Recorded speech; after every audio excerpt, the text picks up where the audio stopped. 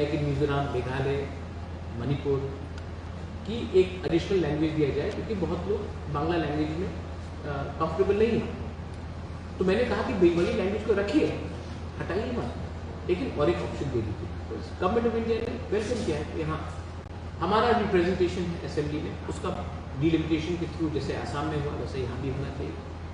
उसके बाद हमने अपने पॉलिटिकल राइट्स के बारे में बात किया और पॉलिटिकल राइट्स का भी हमने बात किया। 125th अमेंडमेंट जो होना चाहिए उसके बारे में भी बात किया है, डायरेक्ट फंडिंग के बारे में भी बात किया है, लैंड राइट्स के बारे में बात किया है। तो सब इश्यूज़ में हमने बात किया है। Government of India also said that हम लोग ने अच्छा अप्रोच लिया है।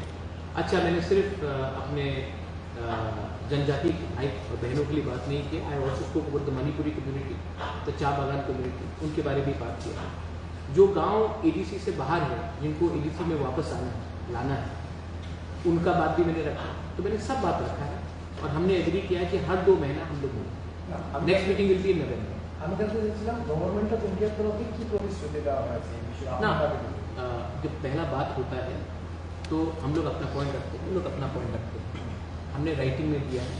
वो लोग भी चाहते हैं कि नेक्स्ट मीटिंग में एडीसी एक presentation they regarding the problems of the council.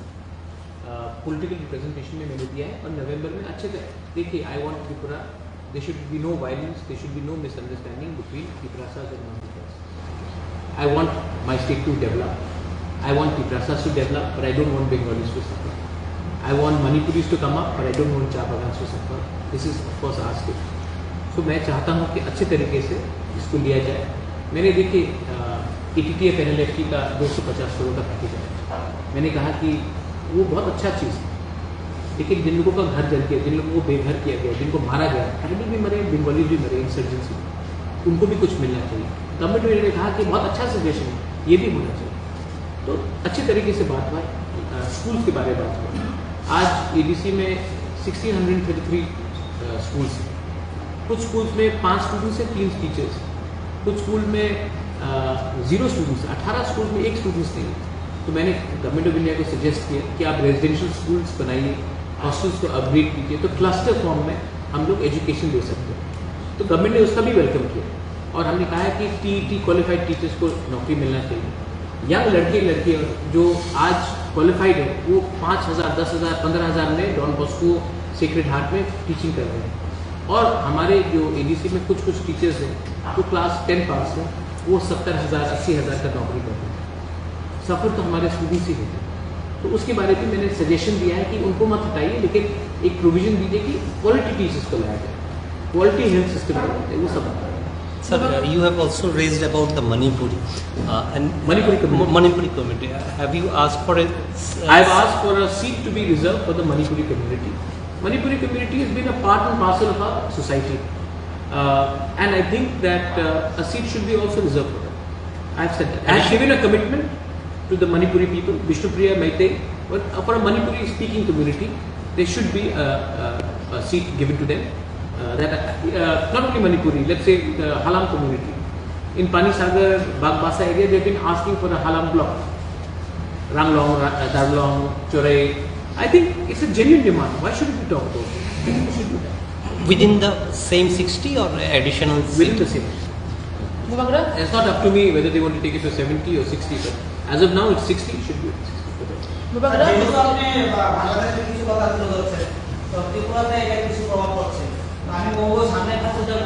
आपका आप कौन है?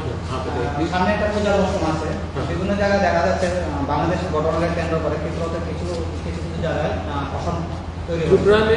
আমি বলছি না, তো কোনো জায়গায় মূর্তি বানানো হচ্ছে বা এটা আস্তে আস্তে ধীরে ধীরে বেড়ে যাচ্ছে। তো এই সম্বন্ধে আপনি কীরকমভাবে দেখছেন জিনিসটা, যে ত্রিপুরাতে যদি আর সামনে অশান্তিটা বেড়ে যায় এইভাবে, তাহলে কীভাবে আপনার? त्रिपुरा का कल्चर अलग है। त्रिपुरा में मूर्ति का रक्षा भी मुसलमान का, शुजा का मस्जिद भी महाराजा ने बनाया, बुद्ध मंदिर भी महाराजा ने। क्रिसमस 1903 में उजैंता पैलेस में हुआ। हमारा कल्चर अलग है और हमको त्रिपुरा को पाकिस्तान नहीं बनाना है जहाँ में हम लोग माइनॉरिटीज़ का रक्षा नहीं करते। सो मुझे लगता है कि जो भी त्रिपुरा को नेक्स्ट बांग्लादेश बनाना चाहता है या नेक्स्ट पाकिस्तान बनाना चाहता है, वो इंडिया का छवि को खराब मुझे नहीं लगता है कि 99% मुस्लिम्स अग्री करते हैं जो बांग्लादेश में हिंदू के साथ क्या हो रहा है, क्रिश्चियन के साथ क्या हो रहा है, बुद्धिस्ट के साथ क्या हो रहा है। तो हमें ये ऐसा कुछ नहीं करना चाहिए जहाँ में देश के नागरिक को हम अटैक करें।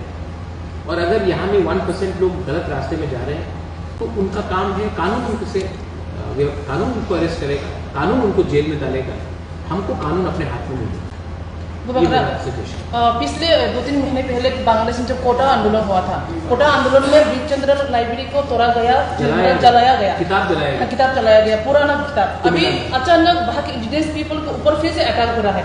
क्या मकसद हो सकता है इस बार इस तरह इंडिजिनस के ऊपर अटैक होने का वजह क्या हो सकता है? देखो, वहाँ के लोग जमीन चाहते हैं, बांग्लादेश घट रहा है, उनको जमीन चाहिए।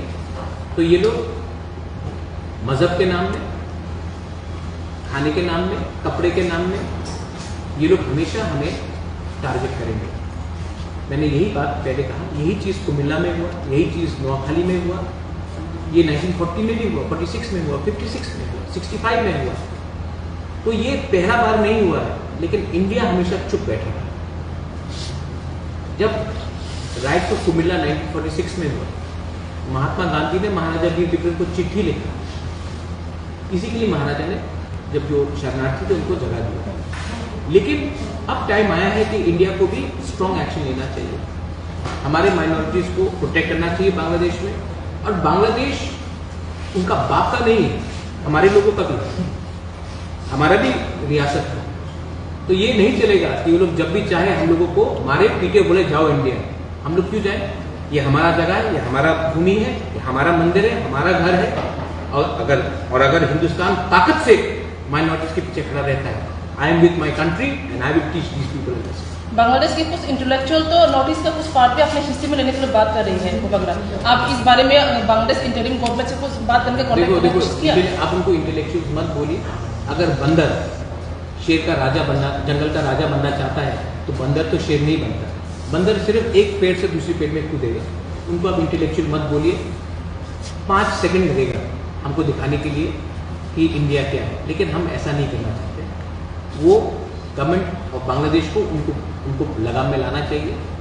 जिस देश ने बंगबंधु शेख मुजीबुर रहमान, जिसने अपना जान दिया बांग्लादेश के लिए, उसके ऊपर उन्होंने क्या क्या नहीं किया। रविन्द्रनाथ टैगोर, उसके मुख में उन्होंने काला लगा दिया। वो देश में एक चीज़ तो दिखा दिया गया है कि ये लोग बेईमान हैं, इनके ऊपर एहसान फरामोश, दे आर अनग्रेटफुल। बट मैं अभी भी बोल रहा हूँ कि गवर्नमेंट ऑफ इंडिया को एक क्लियर पॉलिसी लेना चाहिए। यूनाइटेड नेशन में बांग्लादेश को एक्सपोज करना चाहिए। अभी पूजा आ रहा है, पूजा में फिर से ये लोग करेंगे। अभी अगर इंडिया ने स्ट्रॉन्ग स्टेप लिए, इसी के लिए 26 तारीख को हम लोग साबरूम में रैली कर रहे हैं। 2 बजे हमारा रैली है। मैं अपील करता हूँ सबको, बंगालीज हो, चाकमास हो, चिपरासा हो, मुसलमान हो, क्रिश्चियंस हो, हम लोग सब साबरूम में रैली करेंगे सॉलिडारिटी दिखाने के लिए हमारे ब्रदर्स एंड सिस्टर्स को जो बांग्लादेश में है। ये काम दूसरे पार्टी को भी करना चाहिए था, लेकिन नहीं कर रहा, हम लोग करेंगे। और हम लोग एक मैसेज देना चाहते हैं कि आपको 2 बार सोचना पड़ेगा नेक्स्ट टाइम आप हमारे लोगों को कुछ करोगे। और अगर हमने इंटरनेशनल प्रेशर रखा, सैंक्शन रखा, जैसा बांग्लादेश में वर्ल्ड बैंक का पैसा आना बंद हुआ, ADB का पैसा आना बंद हुआ, तब ये लोग को फोर्स करके इनको हमारे लोगों को प्रोटेक्शन दे सकते हैं। वगैरह कुछ लोगों का मानना है कि ये जियो पॉलिटिकल है, क्या ये हो सकता है ऐसा? वगैरह जियो पॉलिटिकल अभी तो नहीं हुआ। कुछ लोगों ये का मानना है। देखो, एक पॉलिसी है कि हम हमारे लोगों को, मैंने यही तो कहा, ये ऐतिहासिक प्रॉब्लम है। नोआखाली में क्या हुआ, ब्राह्मणबाड़ी में क्या हुआ, आज कोई इतने लोग जो त्रिपुरा में है, कोई दिल ऐसी छोड़कर आ गया त्रिपुरा? नहीं, मारा गया, मर्डर किया गया, रेप किया गया, घर जलाया गया, मंदिर को जलाया गया, churches got burned, Buddhist monks were beaten up.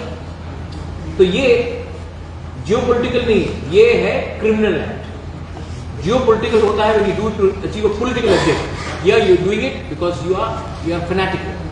So we have to respond. And Government of India has to come up with a policy. क्या है Government of India का पॉलिसी? हमारा पॉलिसी पिछले 50 साल से है कि Sheikh Hasina Mujibur Rahman family is our friend, एक परिवार हमारा दोस्त है। लेकिन देश में बहुत लोग हैं जो इंडिया के अगेंस्ट है।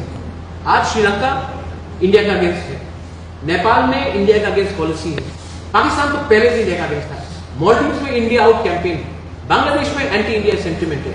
गवर्नमेंट ऑफ इंडिया को भी अब पॉलिसी निकालना चाहिए कि इन लोगों को एक सबक सिखाया जाए। Thank you.